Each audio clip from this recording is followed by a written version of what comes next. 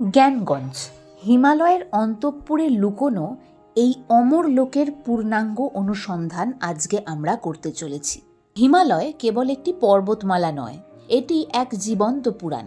পশ্চিমের নাগা পর্বত থেকে পূর্বের নামচা বারোয়া পর্যন্ত বিস্তৃত এই তুষার শ্রেণী হাজার হাজার বছর ধরে মানব সভ্যতার কৌতূহল, সাধনা ও রহস্য চর্চার কেন্দ্র।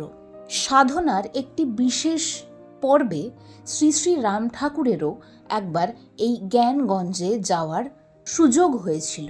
জ্ঞানগঞ্জের নানা রকম অলৌকিক অভিজ্ঞতার কথা শ্রী রাম ঠাকুরের নানা বিবরণে আমরা পেয়ে থাকি। তিনি সেখানে বলেছিলেন তিনি এমন সাধুকে দেখেছেন যিনি তাঁর সামনেই সাধনাস্থল থেকে উঠে বেশ কিছু দূর গিয়ে তার যে বর্তমান শারীরিক অবয়ব সেটি পরিত্যাগ করে সম্পূর্ণ নতুন একটি অবয়ব ধারণ করলেন। এই জাতীয় অনেক অলৌকিক ঘটনার কথা এই জ্ঞানগঞ্জকে নিয়ে আমরা শুনেছি।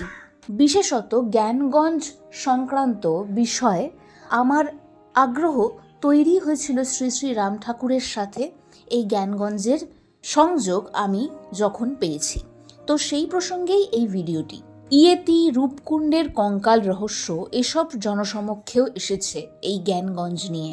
অর্থাৎ ইয়েতি নামক এক প্রাণীর অনুসন্ধান পাওয়া গেছে এই জ্ঞানগঞ্জে, কিন্তু তারও গভীরে রয়েছে আরও সূক্ষ্ম, আরও গুপ্ত এই রহস্য জ্ঞানগঞ্জে।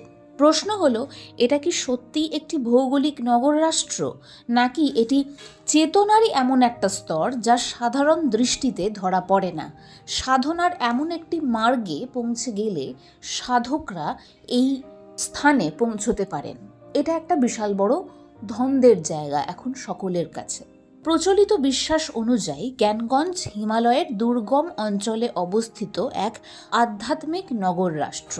তিব্বতে একে বলা হয় শাম্ভালা, ভারতে সিদ্ধাশ্রম বা জ্ঞানগঞ্জ। কথিত আছে একটি সুবিশাল সিদ্ধ হ্রদকে কেন্দ্র করে হাজার হাজার বছর আগে গড়ে উঠেছে এই নগরী। রঙিন পাথরের নির্মিত প্রাসাদ, দেওয়ালে খোদাই করা অষ্টপত্র পদ্মচিহ্ন, তার কেন্দ্রে দীপ্তিমান স্ফটিক, এই প্রতীক যেন ইঙ্গিত করে জ্ঞানের শাশ্বত কেন্দ্রকে। আরও আশ্চর্যের বিষয়, এই নগরী নাকি পরিবেশের সঙ্গে রূপ ও রং বদলায়। যেমন গিরগিটি বিপদের আশঙ্কায় প্রকৃতির সঙ্গে মিশে যায়, তেমনি জ্ঞানগঞ্জও নাকি প্রকৃতির রঙে লীন হয়ে অদৃশ্য হয়ে থাকে। তাই স্যাটেলাইটেও ধরা পড়ে না, এমনটাই বিশ্বাস। হিন্দু ধর্মগ্রন্থে সিদ্ধাশ্রম নামটি বহুবার এসেছে। বাল্মীকি রামায়ণে বিশ্বামিত্রের আশ্রম হিসেবে এই স্থানের উল্লেখ আছে। বিষ্ণু পুরাণে বলা হয়েছে কল্কি অবতারের জন্মভূমি হবে এই সিদ্ধাশ্রম। নারদ পুরাণে হিমালয়ের গভীরে তপস্যারত যোগীদের আবাসভূমির কথা বলা হয়েছে। আবার বহু সন্ন্যাসী বিশ্বাস করেন, যেমন বশিষ্ঠ, বিশ্বামিত্র, কনাদ, অত্রি, গোরক্ষনাথ, শঙ্করাচার্য প্রমুখ মহাপুরুষদের চেতনা এখনও সেই সিদ্ধাশ্রমে বিরাজ করছে। এখানে অমরত্ব মানে শারীরিক দেহ নয়, চেতনার স্থায়িত্ব। বৌদ্ধতন্ত্রেও এই রহস্যময়ী নগরীর নাম পাওয়া যায়, শাম্ভালা। কালাচক্র তন্ত্রে শাম্ভালার বিশদ উল্লেখ রয়েছে। তিব্বতীয় মতে শাম্ভালার রাজা সুচন্দ্র ভগবান বুদ্ধের কাছ থেকে কালচক্র তন্ত্রের জ্ঞান লাভ করেছিলেন। সেই জ্ঞান লিপিবদ্ধ করে শাম্ভালায় সংরক্ষণ করা হয়। বিশ্বাস আছে পৃথিবীর অন্য কোথাও সেই জ্ঞান সম্পূর্ণরূপে নেই। আরও বলা হয় পৃথিবীতে চরম দুঃসময় এলে শাম্ভালার 25তম শাসক ধর্ম পুনঃপ্রতিষ্ঠা করবেন। এটি ভবিষ্যৎবাণী হোক বা প্রতীক, এতে স্পষ্ট যে শাম্ভালা নৈতিক পুনর্জাগরণের এক প্রতীক। আমরা অনেক অভিযাত্রীদের অভিজ্ঞতা ও অমীমাংসিত প্রশ্নের মুখোমুখিও এসেছি এই বিষয়টি নিয়ে চর্চা করতে গিয়ে। রাশিয়ার দার্শনিক ও অভিযাত্রী নিকোলাস রোয়েরিক আলতাই পর্বতমালায় শাম্ভালার সন্ধানে অভিযান চালান। তার ডায়েরিতে এক উজ্জ্বল ডিম্বাকার আকাশ বস্তুর উল্লেখ পাওয়া যায়, যা সেই যুগে সম্পূর্ণ অজানা ঘটনা। আবার হেলেনা ব্ল্যাভাটস্কি শাম্ভালাকে লুমেরিয়া ও আটলান্টিসের মতোই এক গুপ্ত আধ্যাত্মিক সভ্যতা বলে উল্লেখ করেছিলেন। ব্রিটিশ অফিসার এলপি ফারেলের ডায়েরিতেও আছে জ্ঞানগঞ্জের দরজায় পৌঁছে ফিরে আসার বর্ণনা। খাঁড়া পাহাড়, রহস্যময় সাধু এবং বরফের সমুদ্রে রং বদলানো নগরী। কিন্তু প্রশ্ন রয়ে যায়, এই অভিজ্ঞতাগুলো কি ভৌগোলিক বাস্তবতা নাকি গভীর আধ্যাত্মিক দর্শন? জ্ঞানগঞ্জের প্রতীকে অষ্টপত্র পদ্মের উপস্থিতি গভীর তাৎপর্যপূর্ণ।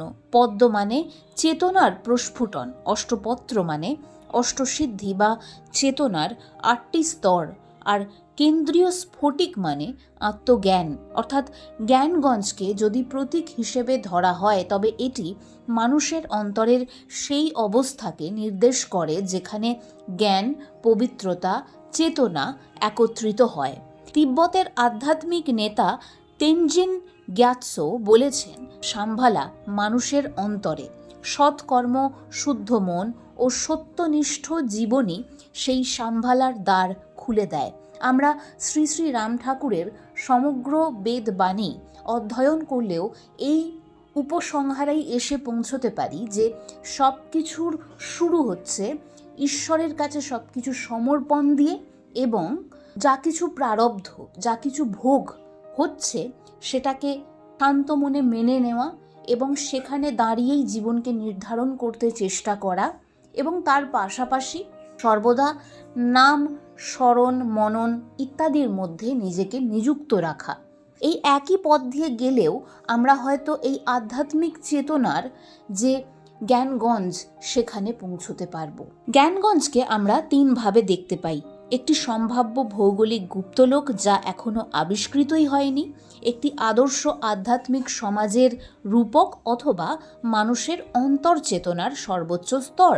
আমরা আপাতত জিনিসটাকে আদর্শ আধ্যাত্মিক সমাজের রূপক অথবা মানুষের অন্তর্চেতনার সর্বোচ্চ স্তর হিসেবে যদি ধরে নিই, তাহলে শ্রী শ্রী রাম ঠাকুরের এই যে আধ্যাত্মিক উপদেশ, যে বেদবাণী, সেখানকার যা কথোপকথন, যে উপদেশগুলি তিনি আমাদেরকে বলেছেন জীবনে মেনে চলতে, সেগুলোর মধ্যে দিয়েই সেই চেতনা স্তরে আমরা ধীরে ধীরে চলে যেতে পারবো। হয়তো হিমালয়ের কুয়াশা সত্যিই লুকিয়ে রেখেছে কোনো নগর রাষ্ট্র, হয়তো আধ্যাত্মিক সাধনার কখনো কোনো গভীরতর স্তরে পৌঁছে মানুষ সেখানে পৌঁছতে পারে, হয়তোবা কেবল পুরাণ ও কল্পনারই রাজ্য এটি, হয়তোবা জ্ঞানগঞ্জ আমাদের মধ্যেই রয়েছে, আমাদেরই চেতনার গভীরতম স্তরে। আমরা যদি ঘরে বসেও নিত্য নৈমিত্তিক দিন যাপনের মধ্যেও নিজের চেতনাকে জাগ্রত করবার চেষ্টা করি সর্বদা নাম, স্মরণ, মনন আর সমর্পণের মাধ্যমে, তাহলেও আমরা সেই জ্ঞানগঞ্জে